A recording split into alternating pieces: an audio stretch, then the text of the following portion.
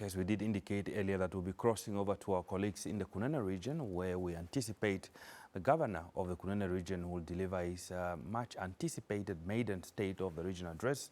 Patrick Sem, who has been facilitating these discussions, is on standby to give us a rundown as to what we can expect. Now, Patrick Sem, good morning, and thank you so much for making time to speak to us this morning. We hand it over to you.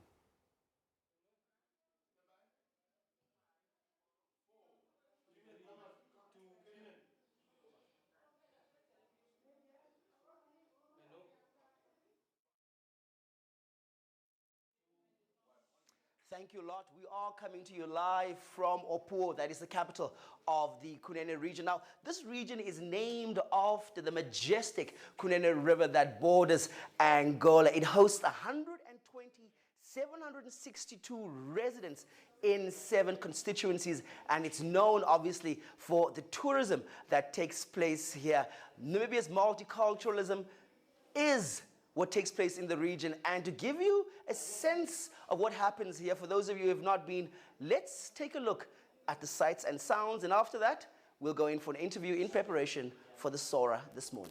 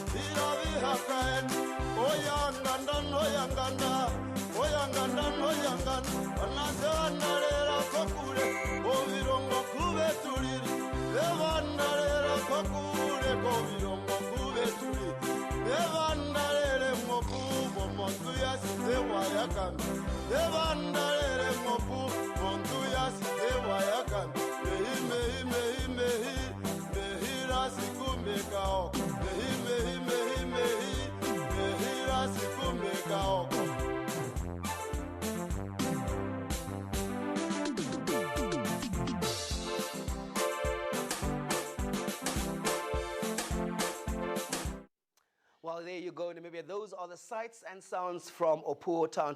Just for those of you who haven't been, to get an insight into what's happening. But this morning, I'm joined by Mr. David Kulunga, who is a resident from the Kunene region and is very passionate about the development issues that are taking place here in the region. Good morning, sir, and welcome. Good morning. Thank you for having me.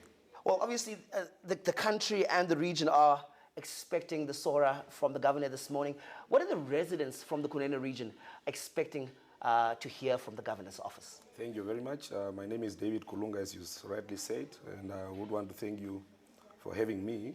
As a resident of this region, I really appreciate to be here to share a bit of what we expect from the SORA this morning.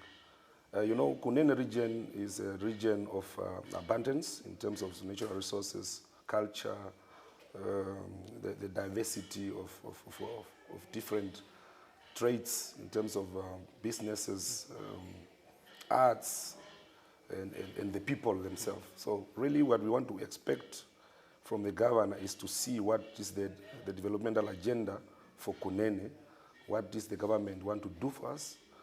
And really, you know, recently we requested that we need a dam for us to harvest water and then do some agricultural projects. So we want to see that. We want to hear what is the government have in plan for us in terms of education, improving sports.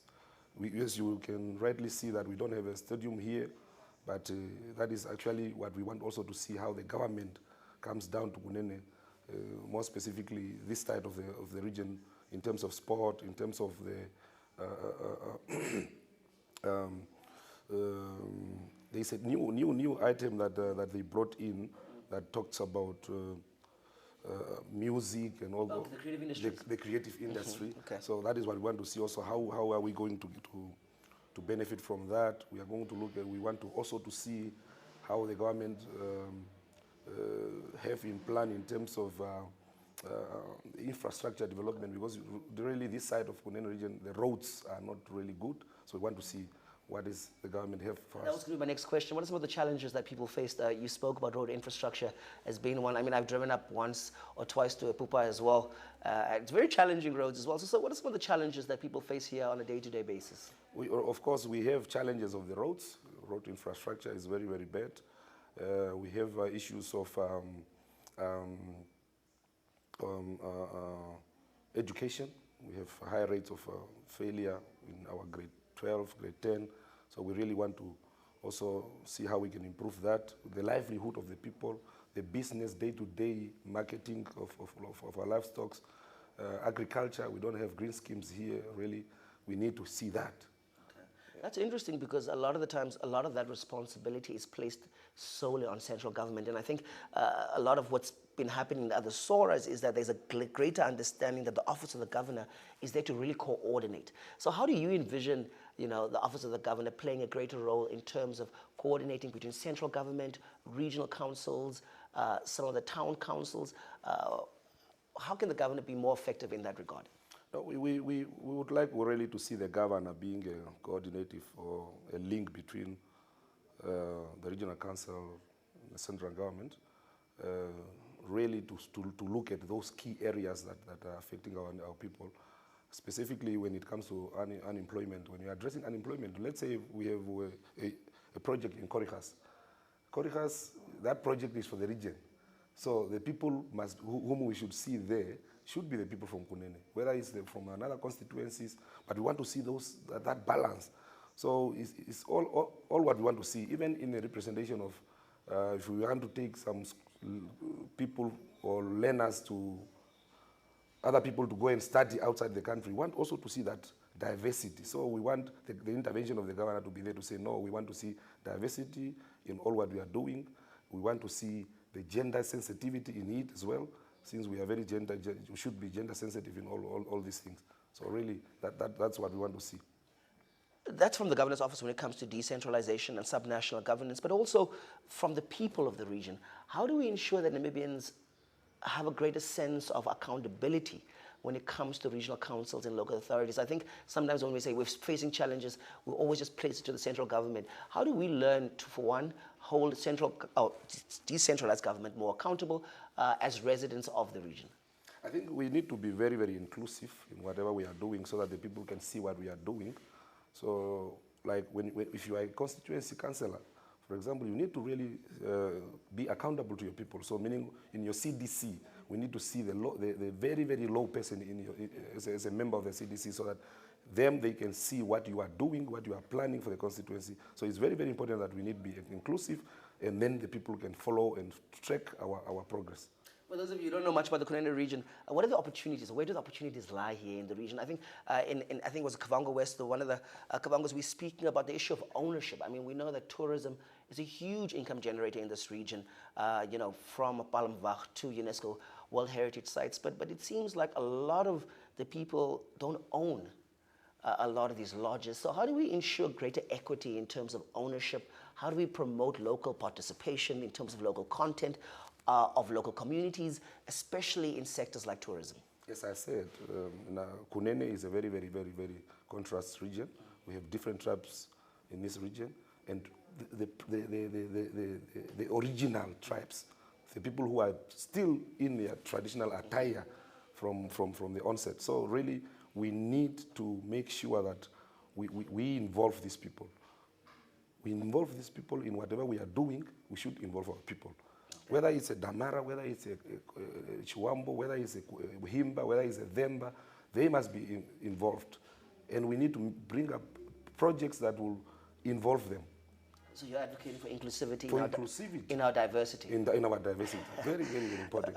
To the nation, what are your last remarks in terms of just letting them know what the people from Kunene expect, not just from the SORA, but when it comes to issues of development hereforth? Yeah, no, Namibia, Kunene is a blessed region. We have all the resources here in terms of natural resources that need to be extracted from the soil. So we call upon the investors to come over to Kunene and invest and make sure that whatever you are coming here for shouldn't just to take and grab everything and go, but to develop this region. Because this region, we need to make it that it's united, it's developed, and it's progressive. So Namibia, we are saying Kunene is rich. We have gold here as well. Love message to the governor as we close of the interview. No, Honorable Governor, please, we really appreciate the appointment of the Honorable Excellency, the President, to give us our own.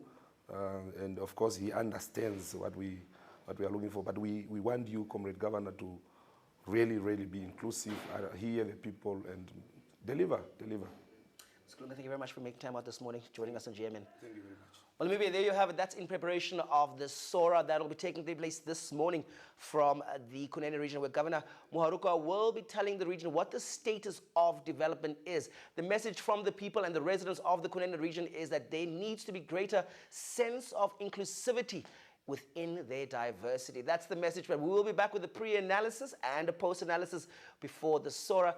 Join us for that. For now, we're back to the studio. Thank you so much for giving us a glimpse of what we can anticipate in terms of the state, in terms of the state of the region address that is to be delivered by the newly appointed governor of the Kunene region. Now, obviously, the NBC has been covering in terms of those SORAs moving from north, east, and western part of the whole country. Very soon will be concluding. But however, today belongs to the inhabitants of the Kunene region, whose capital is Opuwo.